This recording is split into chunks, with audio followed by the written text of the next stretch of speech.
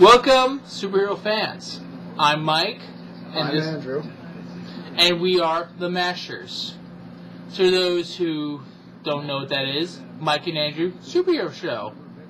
Superhero review show. Damn it. You get the idea. Moving on. Anyway, so one of the probably the best superhero movies of the year, one of the only ones actually, is The Avengers. No, clearly. I personally saw it like 5 times. I saw it twice. It just moved out of theater, so. And that's coming on September 25th on DVD and Blu-ray, so buy it. Great movie. We're going to review it soon. We're actually going to do all the Avengers movies here real soon. And so that got to me thinking, because I read the story online that Ben Affleck might be directing the Justice League movie. Don't tell me that, man. Seriously. I'm being dead serious. MoviePilot.com, Ben Affleck might be directing it. Which starts me thinking, are they actually going to try to make a Justice League movie? Are they going to try to do it? Not with Ben Affleck, they're not. Ben Affleck has a few good movies, but not that many. But it starts to get me thinking, what can DC do to compete with Marvel? I mean, Marvel's got pretty set. I mean, they're working with Disney, one of the most successful companies out there. I mean, it's Disney, but they're successful. Yeah. Sad to say, but it's true. Disney, but they get away with it. Exactly. But, so, how could they match Marvel's Avengers with a DC Justice League? So we started thinking, and here's our 5 ways how they can match that, or it'd be even better. Again, this is our opinion. This is not proven fact, but this is our opinion. So if you don't agree with us, don't agree with us, I'm sorry. But if you do agree with us, sweet. So here's our 5 ways.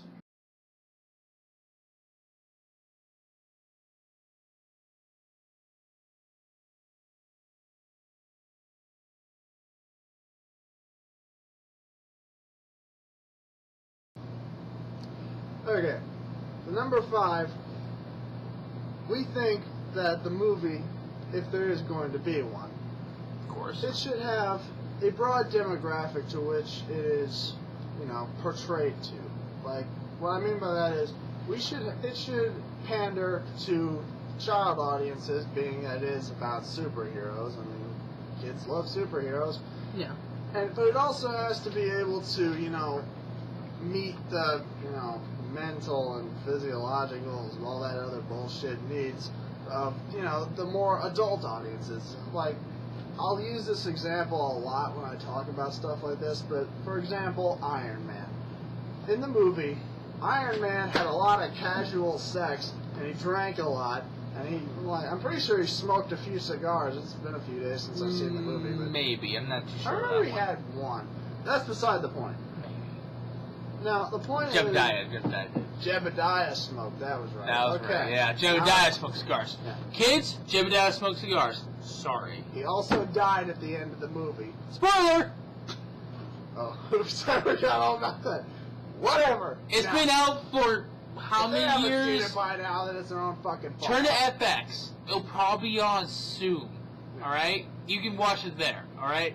Anyway, so the movie has to pander to both audiences, both young and old, in a way that blends together enough to where, the kids will think that, oh, look, it's, for this example, I'm going to use Batman. Oh, look, it's Batman, and he's not, being attacked by terrorists and shit, and, he's actually fighting a supervillain, which would be a nice twist for, nowadays movies, so you get the idea. And then the adults will be like, oh, look at this, there's a secret moral that only adults will understand because, kids don't see the sex and violence going on in the background because we're fucking stupid and we actually believe that. No, I fully agree with that. Yeah, I mean, there has to be kind of it's good for kids, but then you can also watch it as don't go, very interesting. Vexing, yes. So, because, I mean, let's face it, kids are going to be the most demographic for these kind of movies. Because superheroes. Batman. I was a kid. I was 4 or 5 when I first saw Batman. I don't know. And that... Now that I think about it, I mean, teenage girls would be a pretty decent demographic for movies like Batman, where they have, like, you know, really tight outfits on guys. Because, I mean, I'm just saying, I mean, I saw the bulges in that first series of Batman movies. Yeah, I've never seen Dark Knight my mom Rises. get that excited about a superhero movie. Oh, God. Anyway. No, but what he was saying is absolutely true. We need more demographic... Not the whole teenage girl thing. It's the whole... I'm sorry. God damn. Oh, God. So what he said is true. Right after I talked about my mom being excited about fucking bulges. I don't know anything about that. But for Justice League to really work, it needs to kind of go both ways. Like the Avengers did. Like, shut up. Like Iron Man did. It was set for kids. I mean, it was simplified for kids, but then you can also kind of like get it as adults too. Like you can go, oh, that's kind of interesting. So that's kind of a big thing to make it kind of meshed for different eyes. Don't base it just for the hardcore comic book everyday kind of readers. Make it so someone who's never even heard of Iron Man can go watch it and go, wow, this is interesting. That's probably the biggest thing, yeah. That being said, I don't think they should, like, you know, completely rewrite the title either. But, yeah, absolutely. I mean, don't change it just for people who haven't seen the comic. Keep the continuity of the comic books in there. Maybe but we should hold that off until the next part. We're gonna come back to continuity a little bit soon. But for now, let's just focus demographic. On, you know, we need everyone. A broader demographic for this movie. Not just hardcore, more for not casual. Kids. Yeah, exactly. Go for casual everyone. It's like be the nice Xbox medium, of everyone. Yeah. Be the movie's Xbox. That's the. Because that makes perfect sense. To nobody except us.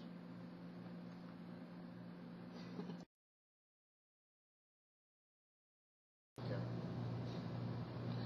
Number 4, continuity.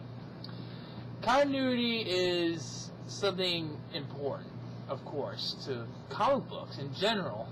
But for these movies to really have solid continuity is something that Justice League should do if it's actually being made. Continuity, for example, for Iron Man, we're using Iron Man a lot of reference. Tony Stark getting captured by the Ten Rings, which is a shout out to the Mandarin, right? Yes. So, you know, that's a little shout out for hardcore fans who would actually know the series, but then for people who don't know, you know, they learn that like, oh, that's kind of interesting. As far as they know, the Ten Rings is just a catchy name that means, you know, they're from 10 different countries or something. Or they have 10 rings on their fingers. What's up? None of them did, if anyone was actually paying attention. Yeah.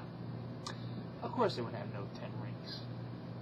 So, what Justice League should do with this is follow the basis of the comics, but cut away a little bit so that people who aren't used to the series or don't know the series well can get into it. I mean, you don't want it to be almost word for word on the origin of Superman. That would bore people except me and Andrew. You want to find like a kind of medium between the two, both the hardcore and the people who have never heard of this stuff before. You know, try to find a balance to where it panders to both. Absolutely. So that way, you know, people can, like what number 5 was saying, so that a broader audience can actually see it and get into it well. I mean, I think people who saw the Avengers had no idea about the comics. I mean, people who watch all the Avengers movies, you know, no idea. They just loved watching the superhero movies. They loved watching new movies. And so I think that actually got a lot of people into it. I mean, Justice League, there's a big audience. And you got Batman in Justice League. That's seller number 1, Batman. The seller number 2, Superman. So Justice League has an upper advantage on Marvel already. So they have two awesome people that everyone loves. People get right into that. So, continuity of the comics, keep it to somewhat close, but shed enough so where newcomers can get into it, and so that everyone will love it and be like, "Oh, that was so awesome!" Man of Steel is going to be interesting, so we'll see what that's going on. Oh, let's talk about Man of Steel for a second. I wanted to bring this up. Okay, that trailer was only about a minute and a half, maybe 2 minutes. That trailer, all it had was this just quick shots of a farm, crab fishing. I think I don't know what kind of fishing that was. A bearded guy walking around, thumbing through America, or through hitchhiking through whatever it is. And through America. God, shut up. I'm sorry, but I know that sounds wrong. I'm sorry that they're not meant to be wrong. Hitchhiking. And then you have a kid in a red cape with a dog. And then, out of nowhere, Man of Steel. And then the Superman asks, and you see Superman breaking through, going what, Mach 3? Something like that? Breaking through the sound barrier. Probably around Mach 4. He was breaking the sound barrier, which little tidbits like that I love. Because in the comics or in the movies, you never see Superman break through the sound barrier. You never see that cloud of... You never see that cloud just form right under him going... The sonic boom. Yeah, I loved seeing that. I was like, oh my god. But then I realized it looked like it was going to be one of those... It looked like it was trying to be gritty. It looks like it was trying to be like a gritty, realistic thing. I mean, have you ever seen Superman with a beard? Well, yes, but only in that video game. In a video game. And Never in a comics? TV show. Oh, and a TV show. Should got Transport to the Future by Torman. Okay, I was wrong. Anyway, but I don't know, I mean... Did he have a beard in the episode where Batman Beyond, where he joined in with the Justice League for that one? I don't think so. I think he had white hair. Not white, like a white stripe. Anyway, this one's going a little too long. So, yeah, I think continuity is going to be one of the biggest things they need to work on that the Avengers movies had a great success doing.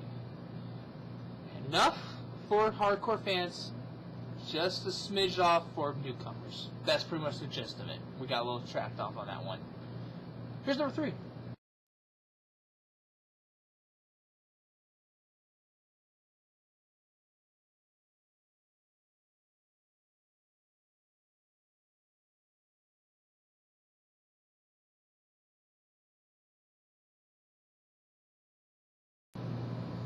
Okay. For number 3, I think we should take a look at the actors that might or might not play the characters in the Justice League movie. Because as important as the storyline for a movie is, I mean, you could have the greatest story in the world and it wouldn't mean much if you had actors that didn't, actually want to be in the movie. So, I think that a really big thing that they need to have in this film is actors who fit the part. Like, for example, I'm going to use Chris Hemsworth as an example in this one. Before Thor, no one really had ever heard of the guy. I'm sure he did other things, but that's... Small things, yeah, like nothing as big as Thor, like as big as this big summer blockbuster. Right. Now, but he already had that kind of medieval, grr, I'm a Viking kind of attitude about him, Had the look of it, too. Yeah, long blonde hair. Long blonde hair and the beard, Now, I'm using him as an example, but what I'm saying is that, they might want to consider bringing in a few more, no-name characters for some of the roles that are going to be in this one. For example, I don't know, since they're probably going to redo Batman, bring in somebody who's, actually a Batman-worthy character. I like that. I mean, that's very true, too, because, I mean, you can have big stars, and, I mean, sometimes they'll just flop. Case in point, George Clooney and Batman. Absolutely, which, yes, we will review that movie at a later time, not now. Don't want to, but we will. Sadly. So, but yeah, what Andrew's saying is really true. If we have a lot of no-namers to, like, give them a kind of like a jump start to this, you know, give them an edge. I mean, if you have a big movie full of blockbuster actors, I mean, some of them might not even want to do, like, okay, like Iron Man, for example, Robert Downey Jr., you know, he wasn't a main big actor a while ago. He started to become bigger and bigger as the years go on. I think having him as Iron Man was a great idea. I mean, he was a big main star actor. But yeah, again, having Chris Hemsworth as Thor, kind of no-namer, no one really knew him. But not to say that everyone in Justice League should be a no-name. Have some big actors still, like, but keep them to a minimum.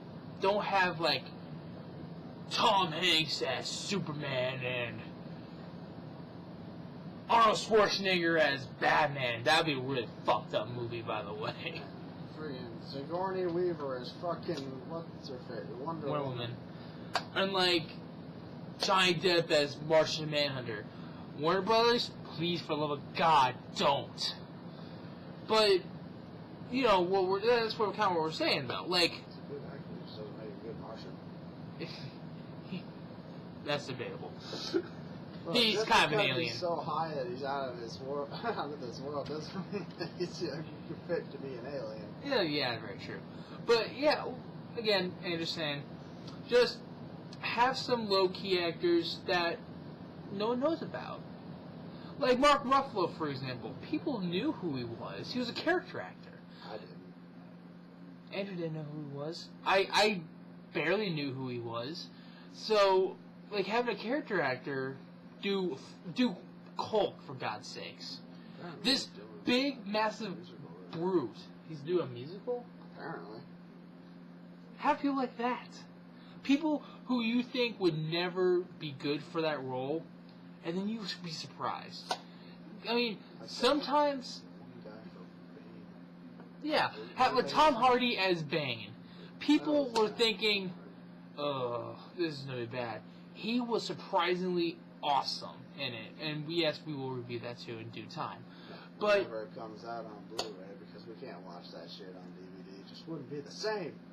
Batman on DVD? Ugh. It's a world I don't want to live in. But, again, have no names. You know, you have to surprise. You have to be a wild card sometimes. You have to do the risky moves. Big risks equal big rewards. That's what the Avengers did. They had a big risk, and they made big rewards on it. Just don't overdo it, because we don't need another Batman and Robin. Thank you. Seriously, we do not need another Batman and Robin. No, that would be the worst thing ever. Well, is that everything you want to say about that one? Yeah, pretty much. Yeah, I got nothing else on that one. Number 2.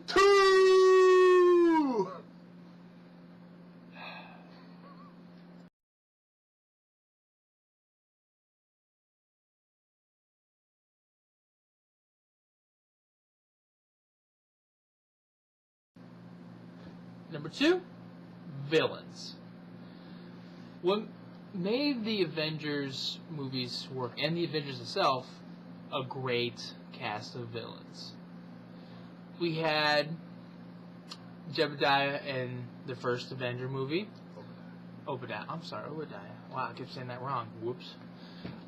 You had Abomination in The Incredible Hulk, which was awesome watching those two fight in a major city. Nothing like watching two Titans clash, you know? Oh, absolutely. He had Loki for Thor. I accidentally skipped Avengers 2. Not Iron Man 2. I'm sorry. In which you had Whiplash, of course. Whiplash, which is a good villain. I think they kind of misused him poorly, just because they kind of cut him short. I felt like because it was just like 5 minutes of fighting and then done. So I mean, and then Captain America, he had Red Skull, which Well, it's Captain America. Red Skull is like Captain America's villain. oh yeah, it's like the It's Red Skull is the Joker to Captain America.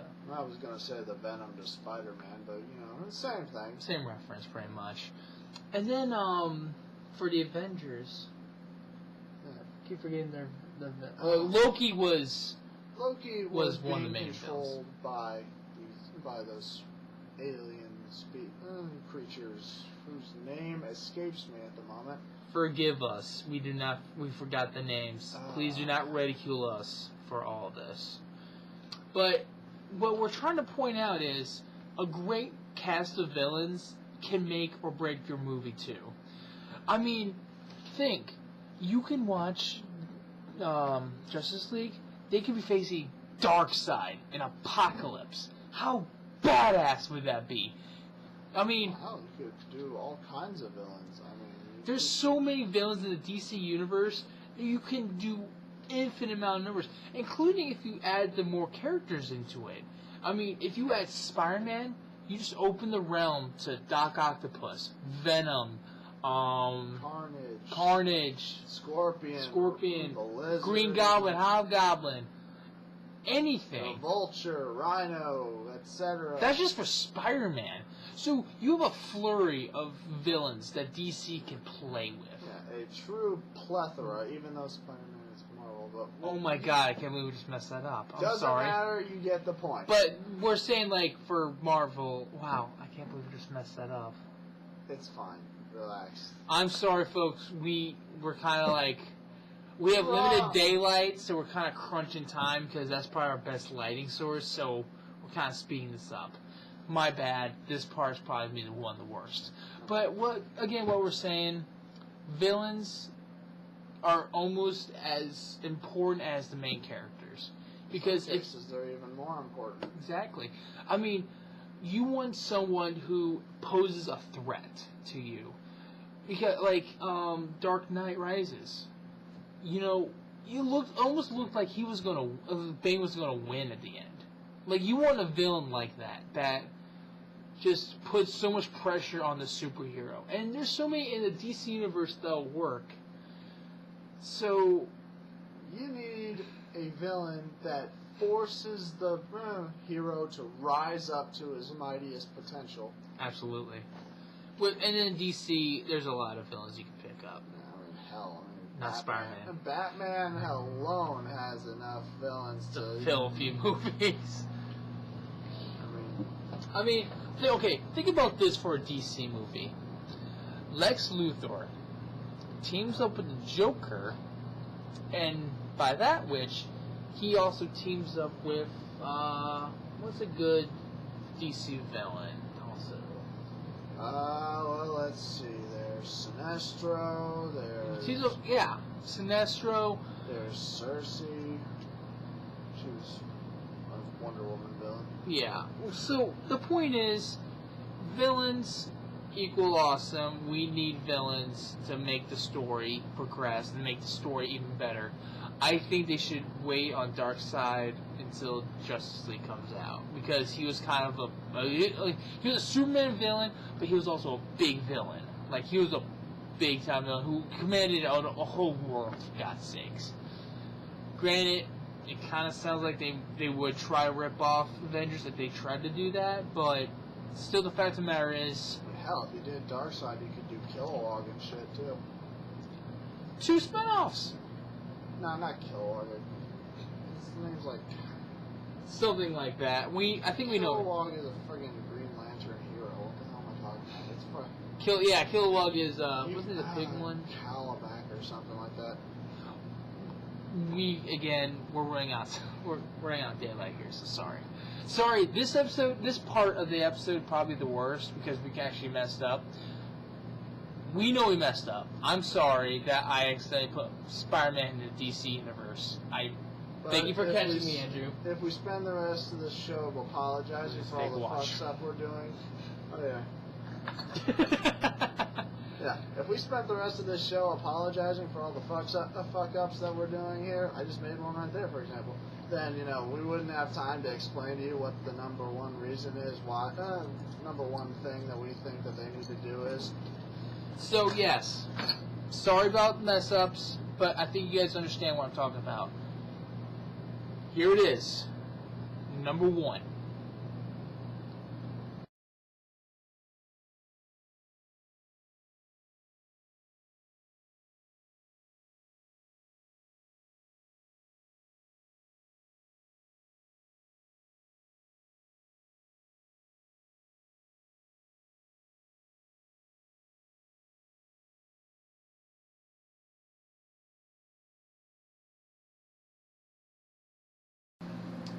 Alright, so for the past couple minutes we've been talking about good demographics, continuity, good actors, and good villains. Now, here's number one. Here's what me and Andrew think on our own opinion. This is our own level. We think number one should be a good story. Now, we know what you're thinking. That's kind of a no shit moment. But hear us out. Alright? What we mean by that is that using the Avengers as a, example once again. It's like the first one, so we kind of have to use it. The whole storyline was based around the concept that all four of the superheroes and the two not so super ones all got together because of a mutual threat, but the only reason these guys even came together in the first place was because they all knew the same guy, Nick Fury, who was tired of these motherfucking villains on his motherfucking Earth. Now, I knew that was good. I was waiting for that to happen in the actual movie, but they didn't do it. So I think that's one of the first things I said. It out loud in the movie theater. But anyway, exactly. The point is that you need to come up with a feasible explanation for why all of these superheroes had to come together. I mean, you can't just have, one supervillain causing terror and then a whole bunch of guys ganging up on him, because that's not really superheroic, is it? That's just, gang warfare. It's kind of like Dark Knight right there. I mean, you got one main bad guy, and then you got all these people just ganging up with him. But you need someone that actually poses a serious threat to more than just them, to the whole world.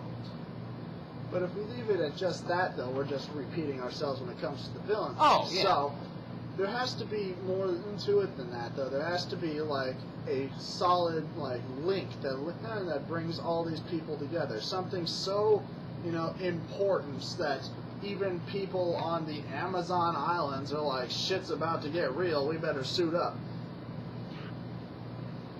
We're kind of thinking big catastrophe, big, oh shit, we're about to get hell kind of moment. Talking planet-wide boom tube here or something. Almost kind of Crisis level of shit just got real. A villain, a scenario so large that it will take more than just one person to deal with. Which, in case, it's of course, the Avengers. But the way they have to link up everything. That's kind of going to be the little tricky part, because DC can't just do what Marvel did. I mean, you have to make it more yourself. Well, for one thing, DC is going to be working with more actual superheroes than Marvel was. A good half of the team was... half the team was just S.H.I.E.L.D. agents. Captain America included. That's really what he was. Technically, I guess technically he's a S.H.I.E.L.D. agent. But he's only an agent of the SSR, which was the Strategic Scientific Reserve, which eventually turned into the organization that we all know as S.H.I.E.L.D. Brains, everybody. So really, all Captain America really was is a S.H.I.E.L.D. experiment. With big muscles. With a hell of a lot of CGI added. In the beginning. So, yeah. DC does kind of have an over advantage on this because, like Andrew just said, they have more superheroes to deal with this. I mean, it's kind of hard to tie in a villain that Superman can't handle, so he has to call Batman of all people. The only human out of the whole group. The only one who keeps kryptonite readily available on his magic belt that seems to have every tool known to man. It's Batman, come on. Fair enough. Well, again, I think... Oh, okay, Andrew, here's a good question. What in your mind would be a great supervillain for this whole series? Well, like, something that links up everyone into the Justice League. A tying villain? Yes, the tying villain. Do you think they should go with the Martian Manhunter kind of story where he comes to Earth to warn people what's going on and, things happen? Honestly, if I had to choose a single villain to be the cataclysm that causes the New Justice League to unite, I would probably have to say that Titania giant starfish thing. Because that's a villain that, Superman can't just, walk up to it, punch it in the nuts, and then, get on with his day. Superman way! Yeah. It's like heat vision in the testicles. That's how Superman should win all of his fights. Super kick! Yeah. Super laser! Just sit there and use their pubic hair like fuses. But anyway, if I had to choose, that would be the villain that I would pick. Yeah, I can agree with that because that's a villain that no one hero can really tackle. That's a villain that more than that everyone would need to join up because he's a big guy too. And it would make an excellent excuse to throw Aquaman in there. Which it's I don't know. Would you say debatable if he's original 7 or if we're talking comic books? Yeah, actually. Okay, yeah. If comic book version, it would be Aquaman. But if they go the TV series route, which is the cartoon, they would be Hawkgirl. Which then, if they actually do go that way, I wouldn't mind seeing what's her rights called? I just watched the whole series again. I forgot what it was called. Oh my god, I can't believe I'm forgetting this. Wait. Thank you, Mr. Jobs. I can look this up on my Apple iPhone. Ha ha ha! Yet this is being filmed on a PC, by the way. Irony. Yeah, irony. We're not supposed to sit here looking up. That's just gonna waste too much time. But if they go Hawkeye... Thanagarians, That's it, Thanagarians. Dear God, that was not using Wikipedia, by the way. Not using Wikipedia. Okay, if they go Hawkgirl route, Thanagarian invasion. Because it leads to a story plot, is she with us, or is she... They'd have to issue multiple task forces in order to get them, order to handle all the situations. But the Thanagarians have a fucking army. Oh, yeah. But if they do go with Seashell Man, I guess that's what we'll call him for right now, then yes, it'll be Aquaman coming in to rescue. Which one to do? We don't know. If this movie actually going to be made, we don't know that yet. Just keep informed about this. They say they got new script writers, they got a new director. They've been trying to make this movie for a while. These are just what ifs. Me and Andrew are not saying that 100% this movie is coming out. We're just stating that these are kind of ways that we feel, superhero lovers would think this movie could go. Like how they can be better. How they make it better. This is the kind of stuff that we would be looking for if a movie happened to be made out of these things. The kind of things we would expect them to focus on. Hopefully they do. These are the things that me personally I would expect them to focus on to make, try to make this into a bigger picture. Make it more into a broader audience. Make it to a broader universe almost. With the Justice League, there are hundreds of people in that league.